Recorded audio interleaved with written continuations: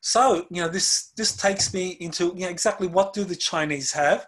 I thought I'd just share a little bit about what China has, because it's directly relevant to these patents. Because as I mentioned, the US Navy is aware that the Chinese have similar technologies to what the Navy has been developing, and the patent applications are really done to make public, or to bring into the white world, technologies that were built in the black world 30 to 40 years ago, going back to the 1970s.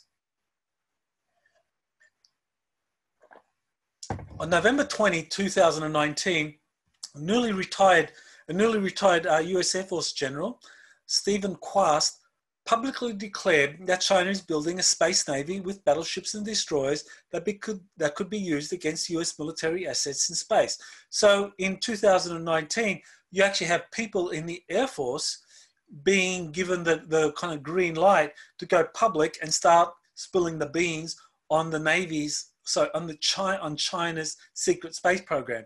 And it's interesting, the term he used. He didn't say, well, China is developing advanced satellites and spacecraft, moon landers or moon orbiters, or kind of orbiters or orbital vehicles for Mars and so forth. He's talking about battleships, quote, battleships and destroyers. So he's telling us that the Chinese have battleships and destroyers out there, or they're working on them. And the subtext of this is that we also have battleships and crew and destroyers out there. And of course, for those of you that have read my books, know that I've been talking about the Navy having battleships and destroyers out in space that were first deployed in the late 1970s and early 1980s. So basically, the Chinese are playing catch up, but this Air Force General is getting us all up to speed that this is what lies ahead for us all. That we are entering into this new world where it's not just going to be a matter of, the Chinese and the Russians and the Americans have, satellites and have moon orbiters and moon landers, or Mars orbiters and Mars landers. No, the US, Russia, China, we have space battleships out there, space destroyers out there, space carriers out there. This is what William Tompkins has been telling us and others. So how did China develop a secret space program? Boyd Bushman, who worked for Lockheed Martin's Skunkworks, says, quote, "I don't want us to fall behind the Russians and Chinese. And the problem I have is that Area 51 is working with both the Russians and Chinese right now, trying to make UFOs." So he said that back in 2017. And the thing is, he learned about this when he was working at Lockheed Martin. And this began in the 1980s and the 90s. In the 1980s and 90s,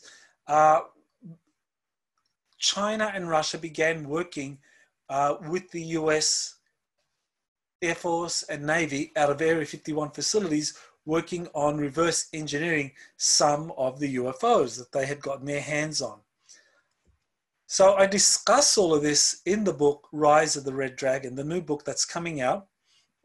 And that's where I go into great detail into China's secret space program and how it has developed these kinds of technologies that the Navy patents are telling us about now.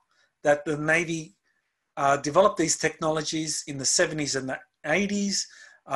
China learned about this through industrial espionage and has been developing it recently in the last 2 decades. And this is why the Navy is white-worlding these technologies, because there's no national security reason to keep these technologies secret anymore. So in a way, China, through its own kind of like industrial espionage and reverse engineering of these US secret space program technologies has accelerated the disclosure project, the disclosure process. So this takes us now to the third Navy patent, which is published in 2017, and that's generating gravity waves for propulsion. So again, it's here's the patent number. The inventor was Salvador Payés. Here you have assigned to the Navy. It tells you the application was filed in February 2017. It was assigned to the Department of the Navy, and it was published in 2018 in August, and then it was granted in June of 2019. So this is a device for generating gravity waves for propulsion. So here's what the abstract says. So I'll read that out.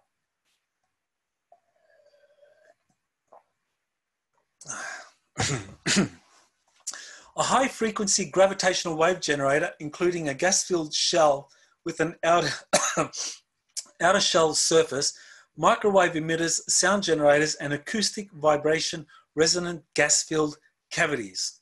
So it's telling us about the kind of internal mechanisms of the craft. So, you know, this is how the craft looks. And so you have a cavity, an outer shell, and an inner shell. And inside it, you have these acoustic devices. So basically, it's telling us that inside of this outer shell and the inner shell, you have electromagnetic fields being pulsed. It's like a microwave cavity. So here you have like the microwave emitters, here 400, here 400, the microwave emitters that is emitting microwaves around the outer shell. Just as in the hybrid aircraft, you had the same principle. So you have the shell, outer shell, inner shell, and so you have a cavity, and so you have the pulsing of microwaves developing an electromagnetic field. And also you have this acoustic device that's also generating an electromagnetic field. So I'll go back to the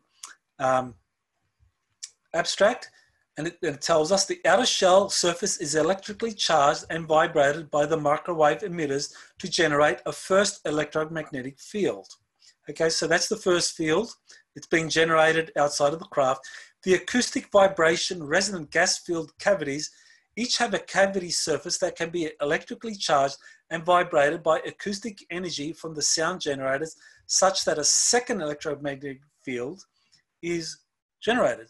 So what that means is that internally here, you have this kind of gas-filled shell. So it's filled with the shell, and you have a sound generator. So this device is the sound generator. That's 200. That's the 200 here. So this is the sound generator. And that generates an electromagnetic field that is it's a second field. So basically what you're having here is a second electromagnetic field that is being generated by these acoustic devices using sound. So you have a sound generator here, this triangle and this triangle, a sound generator that generates a sound and also generates an electromagnetic field. And you also have an electromagnetic field being generated by these microwave emitters kind of just between the inner hull and the outer hull, or the inner shell and the outer shell of the craft. And so those two electromagnetic fields are able to generate an effect which is generating a gravitational field. So basically what you have is two electromagnetic fields, and if you pulse them and move them around in a certain way, you can generate a gravity wave. So it's like this gravity wave is something that can mean that you can have gravity changing. Or another way of looking at that is another way, some people may have heard of an Alcubierre warp drive. And that's where kind of like space in front of the craft is compressed, or space-time in front of the craft is compressed, and space-time behind the craft is expanded, which means that the craft can move very, very quickly in space-time to the location that you want. So it's kind of like a warp drive. So this is something very similar, that you're generating a gravity wave by pulsing and modulating two electromagnetic fields, one generated by a microwave device and the other generated by a sound device. So that's kind of like my layman's explanation for that. Hopefully that makes sense. But, you know, it's very significant that Salvador Payés was able to have a paper published on this, a high-frequency gravitational wave-induced propulsion, published for the Society of Automobile Engineers Technical International papers. So that was published in 2017. Of course, the patent was published in June of 2018. So that's showing that, you know, the Navy is wanting Payés to not only have these patents published through the patent system, but he's also wanting him to have scholarly papers delivered at different scientific conventions. And that's basically, so the Navy wants Payés to go forward and basically introduce white world scientists and engineers to the feasibility of these technologies. So they want scientists and engineers to learn about this because this is something that is socially or globally transformative. So the Navy wants to do this, but there are challenges in doing this, and I'll talk a little bit more about that. But certainly, a lot of scientists, a lot of engineers, you know, they operate under. Earlier on, I mentioned conservation of energy laws, and they look at this.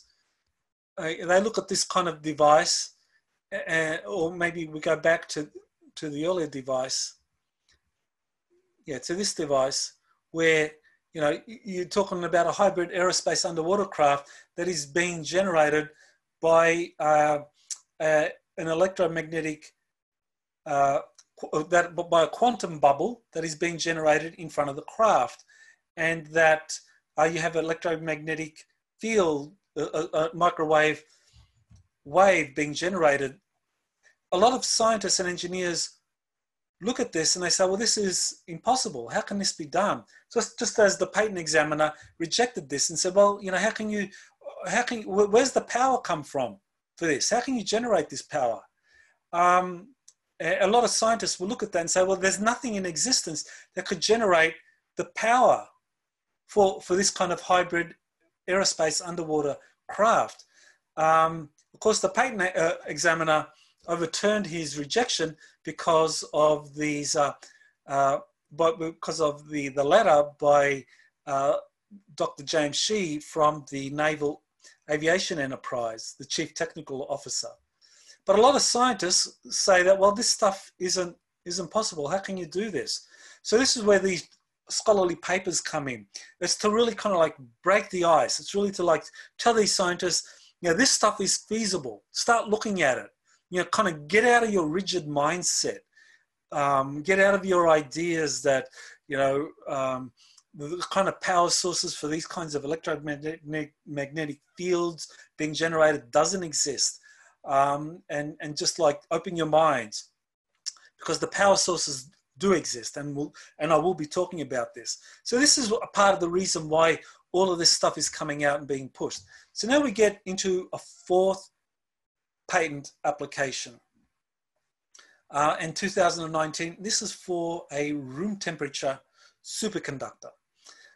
So it's the patent application is titled Piezoelectricity Induced High Temperature Superconductor. It was the inventor, Salvador Pais. Again, Department of the Navy. The patent application was filed in June of 2017. It was published in November of 2019. And application status is pending. So, and I just checked, the application status is still pending. And I will explain why that's the case. So what is a room temperature superconductor? So a room temperature superconductor is a material that is capable of exhibiting superconductivity at operating temperatures of or above 25 degrees Celsius. That's approximately 300 degrees Kelvin. So room temperature superconductivity in a manipulated current carrying special composite metal wire may be achieved. So this is in the patent application by Pais, and he's explaining how this works. And basically, a superconductor is a metal such as, say, gold, aluminium, lead, which, when the temperature is low enough, roughly,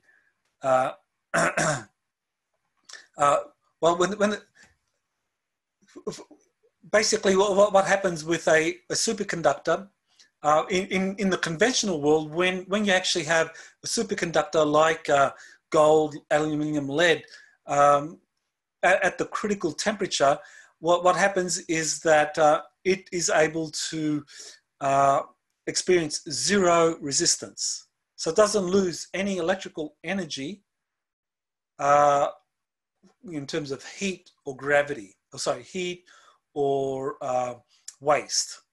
So in other words, a superconductor is a great way of being able to store electrical energy, because you're not going to have any loss because of heat and electrical resistance and so forth. So we'll talk a little bit more about the difference between a superconductor and a normal conducting metal later. So I'll go on. The current must be pulsed for maximum effect. This concept enables the transmission of electrical power without any losses and exhibits optimal thermal management, no heat dissipation, which leads to the design and development of novel energy generation and harvesting devices with enormous benefits to civilization. End quote. So what Pais is telling us here is that this room temperature superconductor can be achieved by basically manipulating electrical energy that's being moved around a particular metal or a composite metal wire in a particular way. That if you're able to manipulate the currents that are moving in there in a particular way, then you're able to influence the superconductivity of that metal, as opposed to the conventional open source scientific world. You know, their approach is to find metals that are that can be that are suitable superconductors when the temperature is lowered to a critical temperature, you know, which is like maybe like minus 200 degrees centigrade, which obviously is a very hard thing to do. You have to do it in a laboratory. But and then, you know, when you do that in a facility, you can lower the temperature to like minus 200 degrees centigrade, and you can use a metal, you know, the right metal, whatever its critical temperature is. It becomes a superconductor, so it can hold electrical energy and not lose anything to heat. You know, but the practical implication are very limited, because, you know, 200 degrees below zero, you have to put a lot of energy into developing something like that. You have to develop, say, a facility that can lower the temperature to minus 200 degrees, and then you have the metals that are lower to that, and then that can hold the high voltages that are necessary to store energy. So that's going to be very expensive, very difficult, and very large.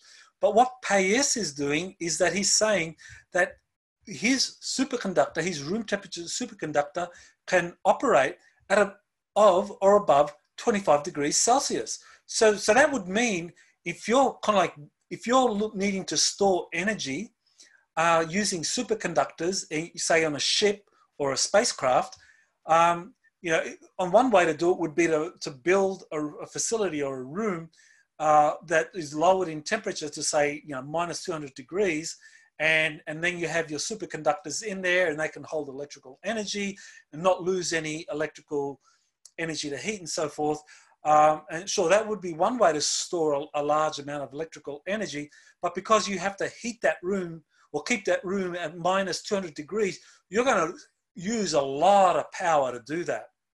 But if all you need is a room that can be heated, that has to be at like 25 degrees Celsius, you're going to save a lot of power. This is going to be really efficient.